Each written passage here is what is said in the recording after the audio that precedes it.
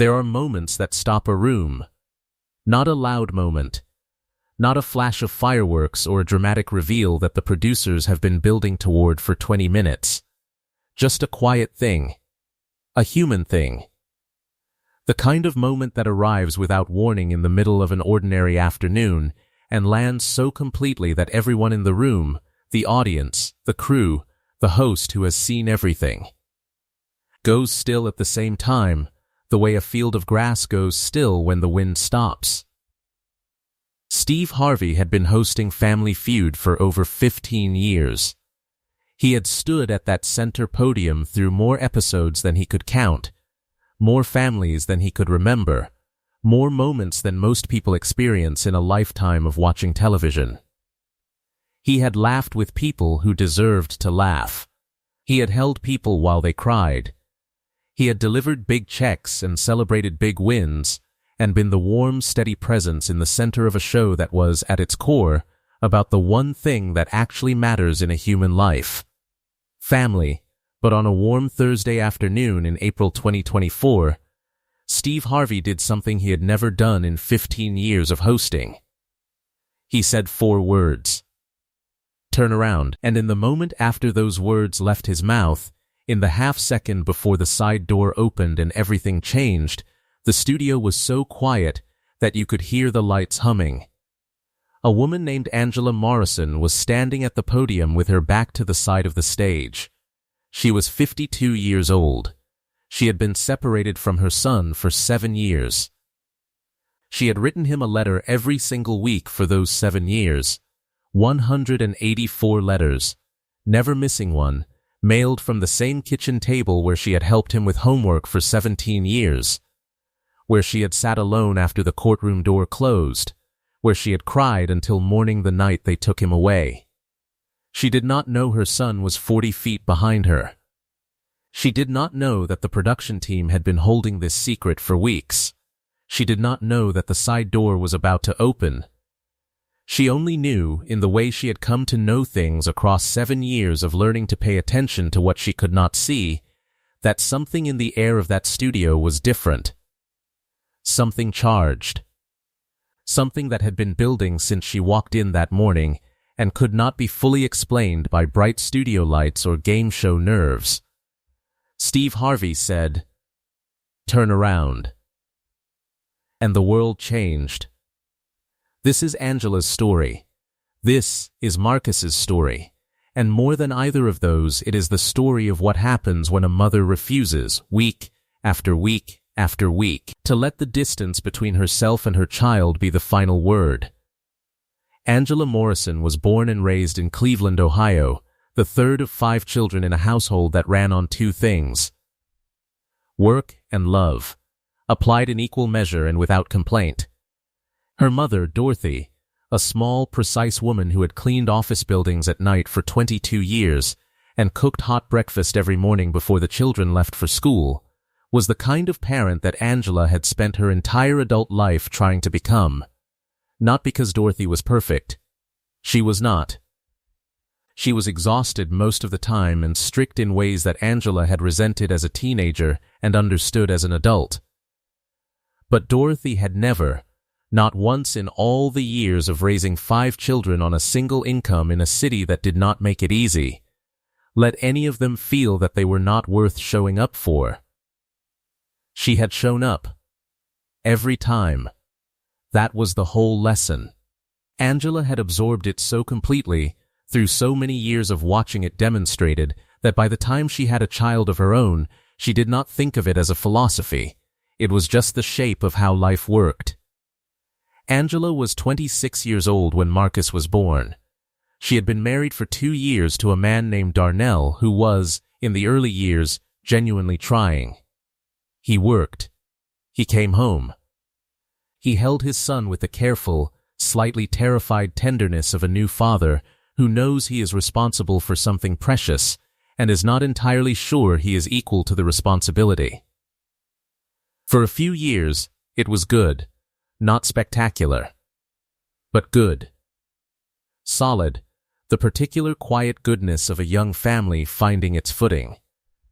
Marcus was a happy child. He was curious about everything. The kind of small boy who wanted to know why the sky was that color, how the water got into the faucet, what the inside of a car engine looked like, whether fish had feelings. He asked questions constantly, and he listened to the answers with a focus that was unusual in a 4-year-old and remained unusual as he grew. He had his father's height and his mother's eyes, and a laugh that started low and grew and filled whatever room it was in. Angela had a photograph of him at age 3 sitting in a cardboard box in the kitchen, wearing a colander on his head, looking directly at the camera with the expression of a man who has made a completely reasonable decision and defies you to question it.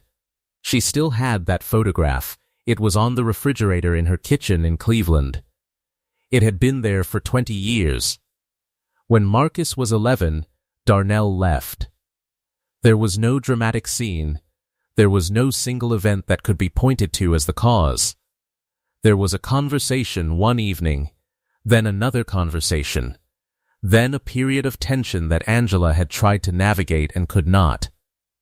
And then one morning Darnell was there, and a few weeks later the house was quieter in a specific permanent way that Marcus noticed immediately and did not comment on for almost 2 months, and then asked about in the careful sideways way that children ask about things they already half know the answer to. Angela told him the truth, that his father loved him, that his father's leaving was not about Marcus, was not in any way a reflection of Marcus's value or his worth or anything he had done or failed to do, that some people, for reasons that were their own and not his, were not built for staying. She told him this while becoming, overnight, both parents. She picked up a second job within the month. Morning shift at a diner 3 blocks from the house where she had worked since Marcus was in diapers. Evening shift at a grocery store on Wednesdays, Thursdays, and Fridays. She rearranged everything, the budget, the schedule, the logistics of getting Marcus to school and to basketball practice and to his grandmother's when Angela's shifts ran late. She lost 12 pounds in the first 6 months that she did not have to lose. She was tired in a way that went past her body and settled into her bones. But the lights stayed on. The mortgage was paid. Marcus always had clean clothes and lunch money, and a mother who was home when he got in from school, even on the days when home required her to have come straight from a 6-hour shift at the diner and started dinner before she had fully sat down. She did not complain about this in front of Marcus. She was careful about that. She did not want him carrying her exhaustion on top of his own confusion. She wanted him to feel that things were under control, because children who feel that things are under control grow up with a foundation under them, and children without a foundation are vulnerable to the people who offer to provide one. For 6 years she held this together by force of will and love, and the particular stubborn refusal to quit that she had learned from watching Dorothy do the same thing for a different set of children in a different decade. And then Marcus was 17. And the world sent the test that does not ask your permission. Angela had been working double shifts for 3 weeks. The diner manager had a family emergency and needed coverage, and Angela needed the extra money, and she had said yes because she always said yes when the math required it. She was not home as much as she wanted. She trusted Marcus because everything she knew about him told her he was trustworthy. He had never given her a reason not to trust him. He was a good student, a kind person, the kind of teenager who made his bed without being asked and called when he was going to be late, and looked adults in the eye when he spoke to them. What she did not see, what she could not see, because she was exhausted and working 60-hour weeks and Marcus was 17 and doing his best to not add to her weight, was the slow, patient pull of a group of older boys who had been watching Marcus at the basketball courts. Boys with nothing to do and nowhere to be. Boys who had noticed a tall, quiet, fatherless teenager who was good at basketball and who had, underneath the self-possession, a loneliness that he did not show and could not name. They had offered him belonging. That was what it was. Not drugs, not money, Not any of the dramatic things, just belonging. The feeling of being seen and wanted and included in something that had people in it. For a boy whose father had left 6 years earlier and whose mother was working herself invisible keeping the household alive, that offer was more dangerous than any of the dramatic things. Marcus was not a bad kid. He knew right from wrong in the clear, specific way that Angela had raised him to know it. But he was 17, and he was lonely, and he was tired of feeling the weight of his mother's struggle without any power to relieve it, and when those boys invited him along one night he went. He told himself it was just to hang out. He told himself he was not going to do anything wrong. He was standing outside the door of a convenience store when the robbery happened inside. He did not plan it.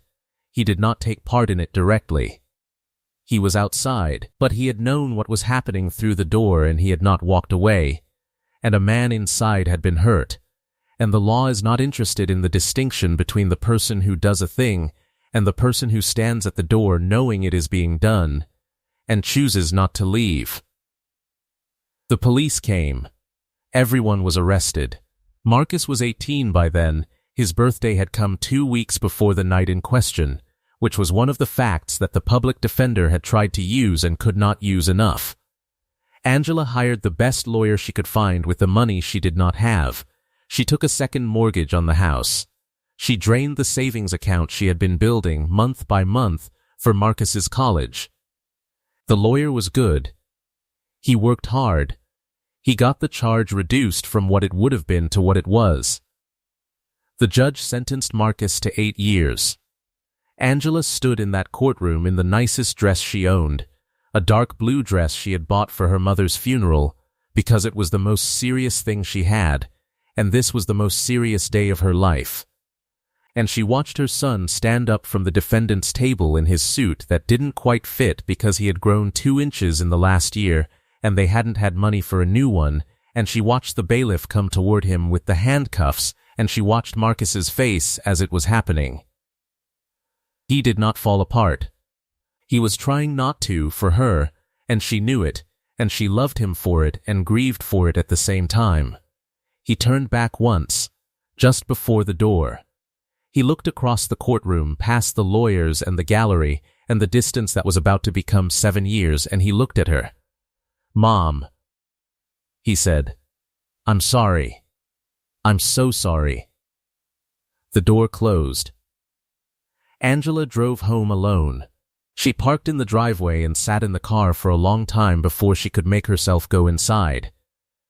When she went inside, she sat at the kitchen table, the table where they had done homework together, where they had eaten hundreds of dinners, where she had written birthday cards and grocery lists and bills for 18 years.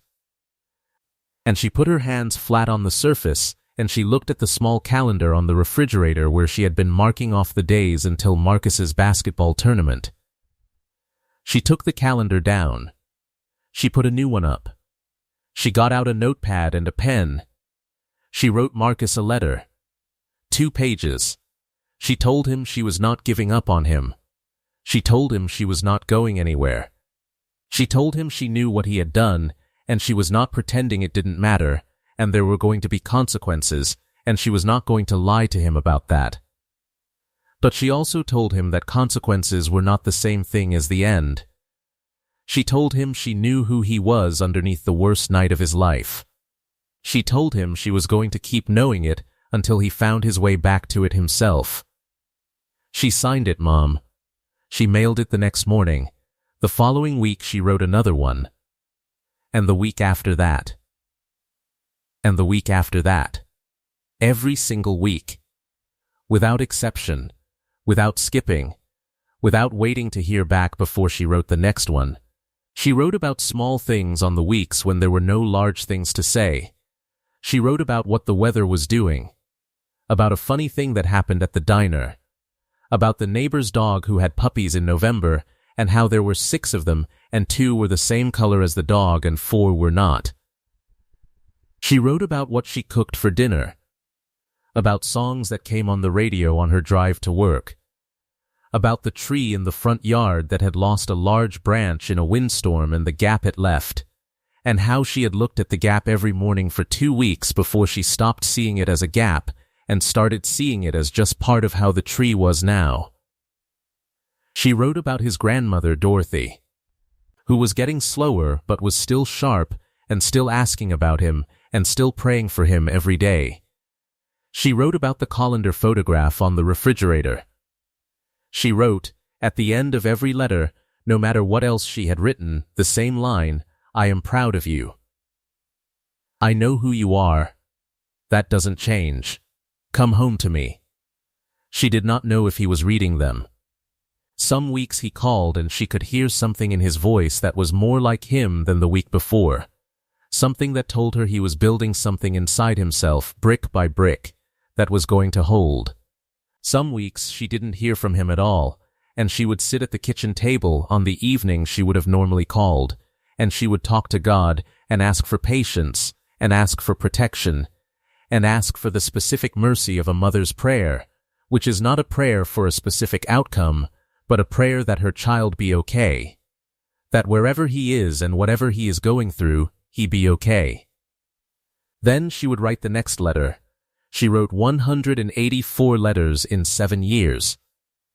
She kept a copy of every one in a shoebox under her bed, in order, the way she kept important things. 7 years, 184 letters. 1 copy under her bed. 1 original in a federal correctional facility 3 states away, in a box under Marcus's bunk. He read them on the bad nights. He read all of them, from the first one, on the worst nights. She did not know that yet. She would not know it until he told her on a stage in front of 200 strangers in April 2024, with Steve Harvey standing 3 feet away crying without apology. But she had written them as if she knew. She had written them as if they were landing, as if they were being read, as if they were doing the thing she needed them to do.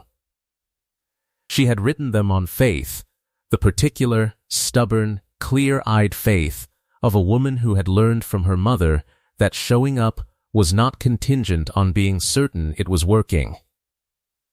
You showed up. That was the whole thing. You showed up. Angela brought her sister Donna, her brother-in-law Ray, her niece Keisha, and her best friend from the diner Sandra to be her Family Feud team. They had prepared together around Angela's kitchen table for 2 weeks. Sandra had brought index cards. Keisha, who was 20 and studying communications and had opinions about everything, had looked up the most common survey answers to the most frequently asked Family Feud questions, and had made a spreadsheet that she printed out and laminated, which Sandra had laughed at and then immediately asked for a copy of. Ray was quiet and steady, and the kind of player who did not get the flashy answers, but reliably got the ones that were worth getting. Donna knew Angela better than anyone alive except Dorothy, which meant she also knew, after 30 years of knowing her sister, how Angela thought, and how Angela thought was how most people thought, which made Donna an excellent Family Feud player. They had laughed a lot across those 2 weeks of preparation. It had felt good to laugh. Angela had laughed more in those 2 weeks than she had in a long time. The easy, unself-conscious laugh of a person who is temporarily unburdened, surrounded by people who love them, doing something that feels, for the moment, manageable. She had told herself the trip to Los Angeles was about the money. She needed the money. Marcus was getting out in 6 months. She wanted to have something put aside for him, first and last month's rent somewhere decent, a little buffer while he found work, the kind of landing pad that meant the difference between a man getting back on his feet and a man who came home to nothing and made desperate decisions for desperate reasons. She had told herself, this is practical. This is a plan. I am going to win some money to help my son come home. She had believed this completely, right up until the morning of the taping, when she woke up at 4:30 and lay in the dark of the hotel room listening to Donna breathe, and understood that the money was true but was not the whole truth. The whole truth was that she needed to do something. 7 years of writing letters and making calls and sitting at kitchen tables and counting days on calendars and praying in the specific, stubborn, faith without certainty way she prayed. 7 years of that was a long time to be in motion without arriving anywhere. She needed to arrive somewhere. She needed to do a thing she could point to and say, that was for Marcus. That was the last thing I could do while he was still inside, and I did it, and it was enough. She had lain in the dark hotel room and thought about this until the alarm went off and Donna sat up and said, in her morning voice, "Angela, we're going to win." Angela had looked at her sister in the pre-dawn dark. "I know," she had said. And she had meant it. They arrived at the studio at 7:30. The production team was warm and organized and thoroughly professional. A segment producer sat with Angela in a small room before the taping and asked her some questions about her story, about Marcus, about the letters, about what she was hoping to do with the prize money. Angela answered honestly and completely. The producer listened carefully and wrote things down and had the particular quality, Angela noticed, of someone who was listening for more than the surface of what was being said. When the producer was done with her questions, she thanked Angela and stood up to leave. At the door she paused and turned back. She looked at Angela for a moment. "Mrs. Morrison," she said, "I want you to know, today is going to be a good day." She said it in a specific way, a way that had something underneath it. Angela had looked at her and felt the thing she had been feeling since she woke up at 4:30, that charge in the air, that sense of something building, settle into something more specific. Something that she could not name, but that she recognized the shape of. "Thank you," she said. The producer nodded once and left. Angela sat alone in the small room for a moment. She thought about Marcus. She thought about the kitchen table. She thought about the first letter she had written, 2 pages, the night she came home from the courtroom and put her hands flat on the table and reached for the notepad. Then she stood up, straightened her jacket, and went to find her family. They walked onto the stage to warm and generous applause, and Steve Harvey crossed to meet them with his particular combination of energy and warmth that made every person he greeted feel simultaneously seen and at ease. He shook hands and laughed at Ray's shirt collar, which was slightly askew, and helped him straighten it with the matter-of-fact friendliness of a man who genuinely likes people. He told Keisha she had the best game show posture he had ever seen. He told Sandra that the diner profession was criminally underrepresented on Family Feud. He took Angela's hand in both of his and said, "Mrs. Morrison, I have been looking forward to meeting you." Angela had said, "Same, Mrs. Harvey," and she had meant it in a way that was about more than the game show, though she could not have said precisely why. They played 3 rounds. Sandra's 22 years of diner conversation, the accumulated intelligence of thousands of mornings listening to ordinary Americans talk about ordinary things, proved to be an extraordinary asset.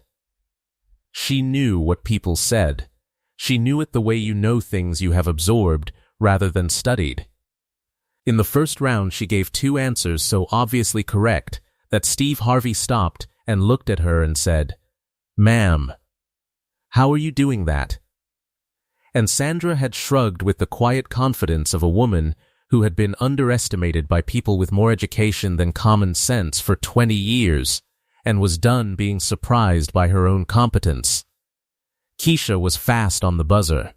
She had the reflexes of someone who had grown up playing video games and the instinct of someone who had grown up watching her aunt think, and she combined both skills at the podium in a way that the other family had not anticipated and could not match.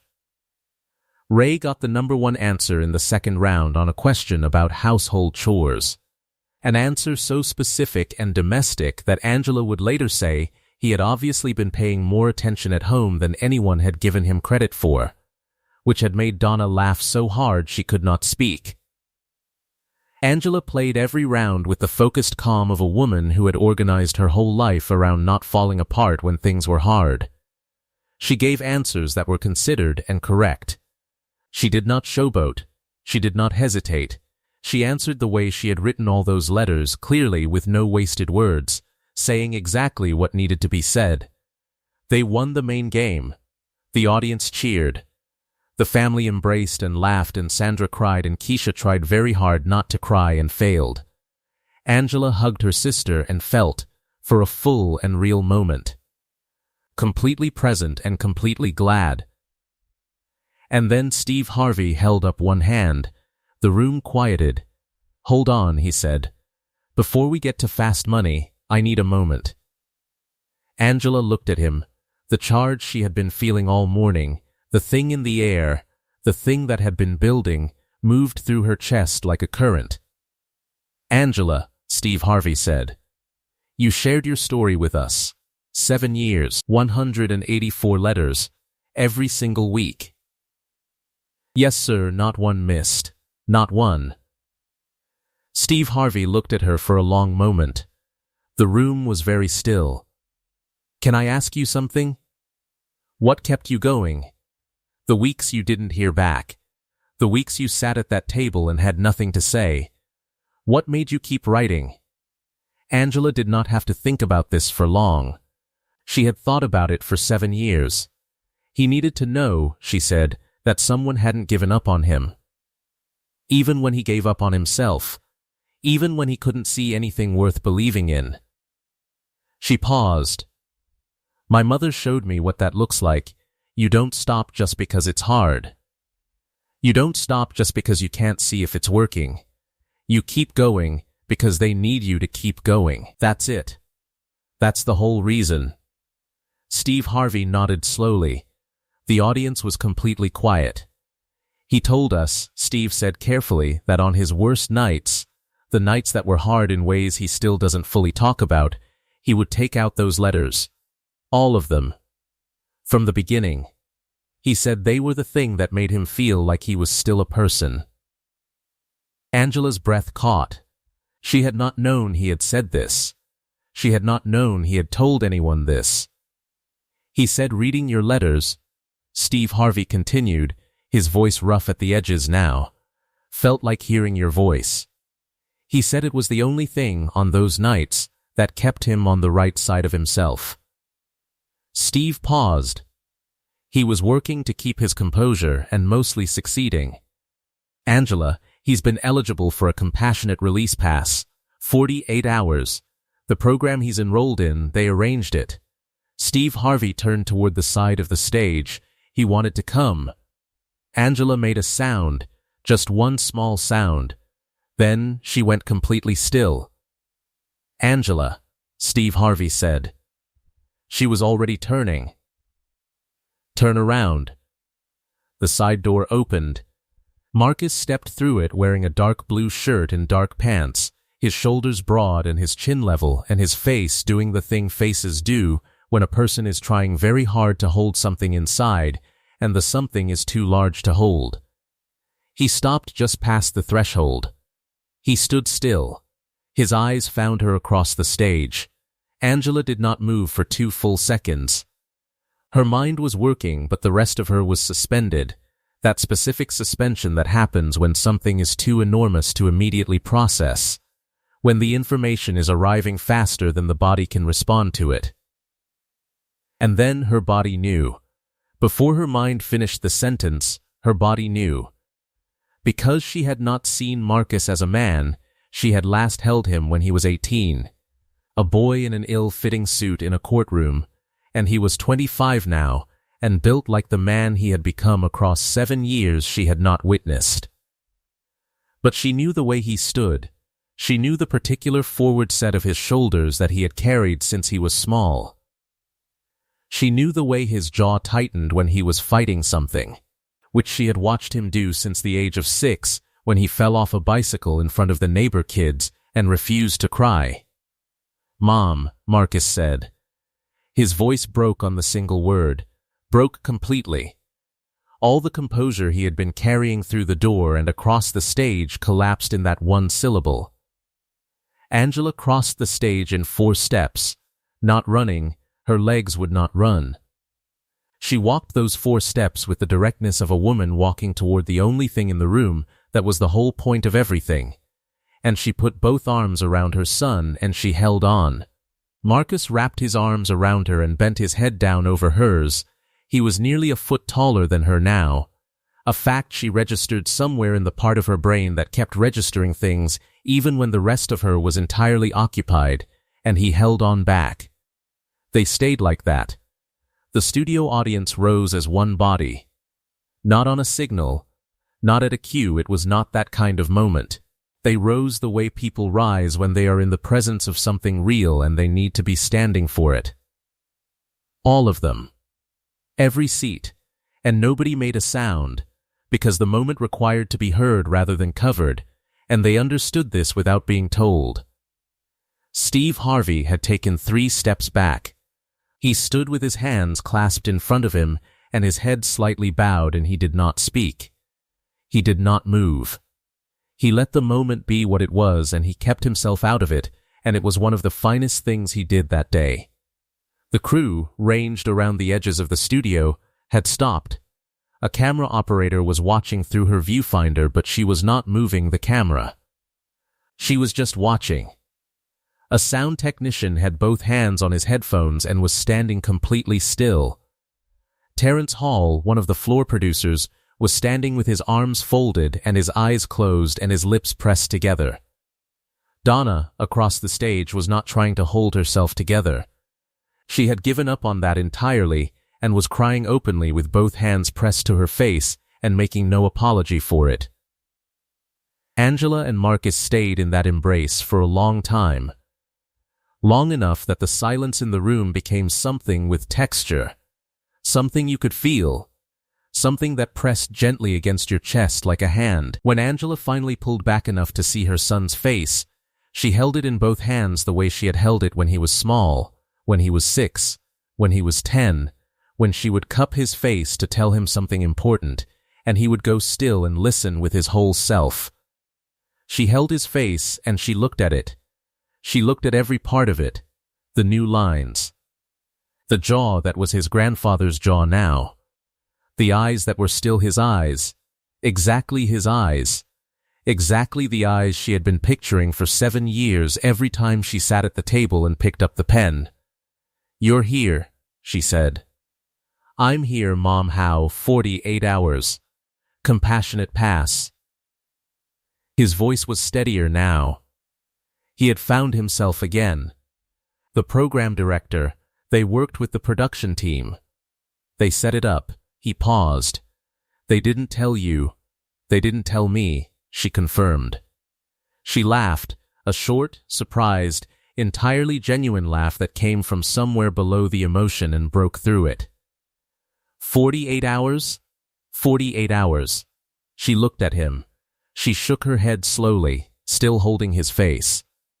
"Then we are not wasting 1 single minute." The audience, which had been standing in silence, broke. The right kind of break. The release of something that had been building and had now found its shape.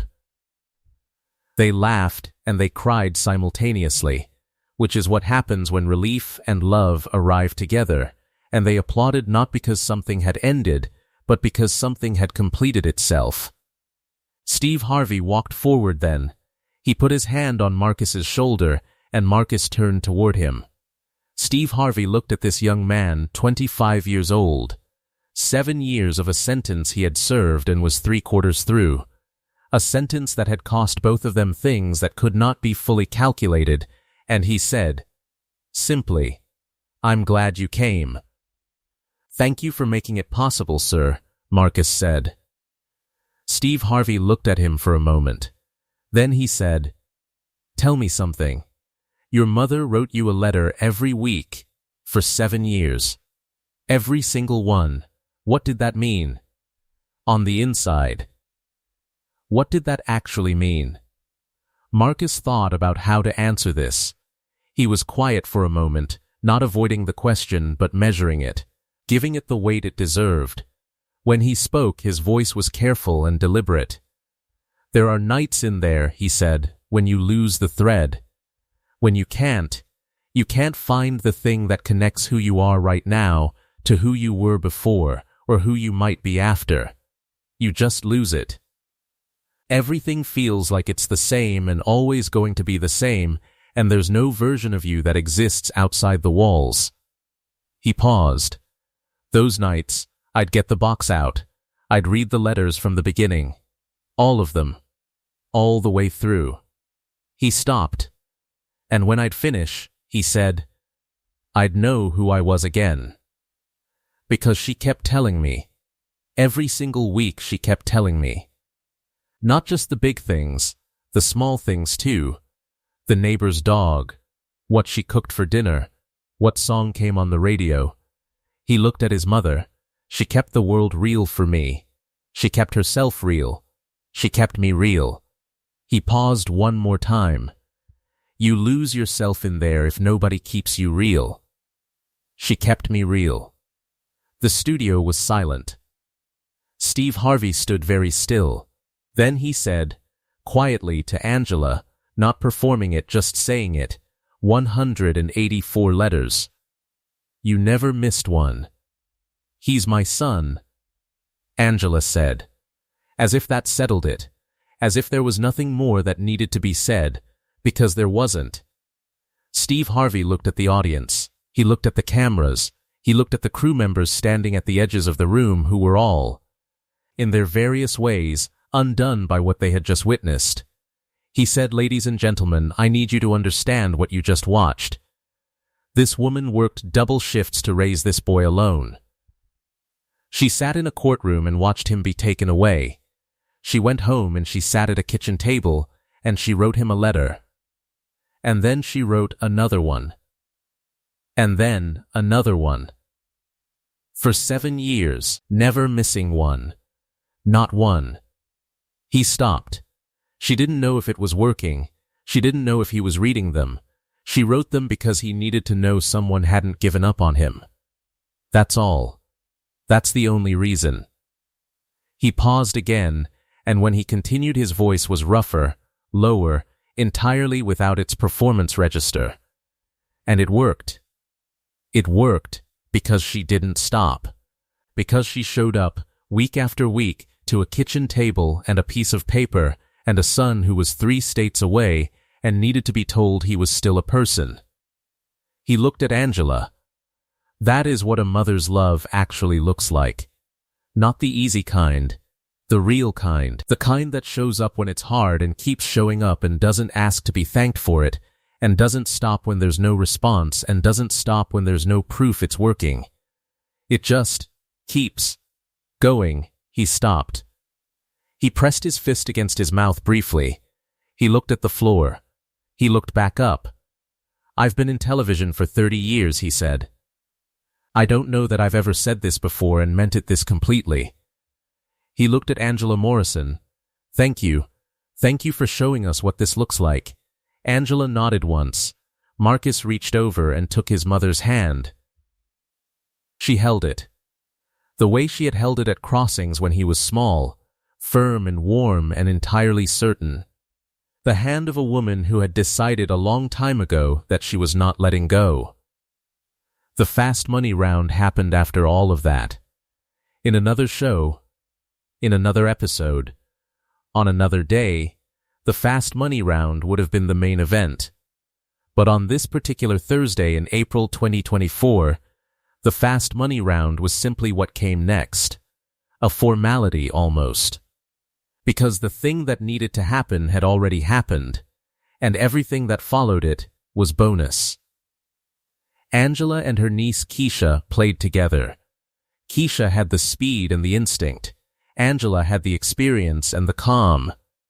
They complemented each other the way people complement each other when one of them is young and fast and the other is steady and deep. And the combination produced a score of 173 points. It was enough. They won the $20,000. The audience applauded and Steve Harvey celebrated with them in the broad, joyful way he celebrated wins. And the family embraced again, and Keisha finally stopped trying not to cry and just cried. And Sandra, who had been trying to hold it together since the moment Marcus walked through the door and had mostly failed, gave up entirely and embraced everyone she could reach. After the taping ended, while the crew was breaking down the set and the audience was filing out, Steve Harvey sat down with Angela and Marcus in a quiet corner of the studio. Just the three of them, for a while. He had asked the production team for 15 minutes, and they had given him 30 because the production team had eyes and understood what had happened that day. He asked Marcus about his plans. Marcus talked about the vocational carpentry and construction program he had completed inside, about the certification he was working toward, about a re-entry employment program he had already been in contact with through the facility's social services coordinator. He was specific and organized and clear. He had a plan, an actual plan with steps and timelines, and he talked about it the way a man talks about something he has thought about seriously and means to do. Steve Harvey listened. He asked questions. He did not offer anything except attention. When Marcus was done, Steve said, "You know what I hear in all of that?" Marcus looked at him. "I hear a man who spent 7 years deciding who he's going to be on the other side," Steve said. "That's not nothing. Most people get out of a hard situation and they haven't decided anything. They're just out.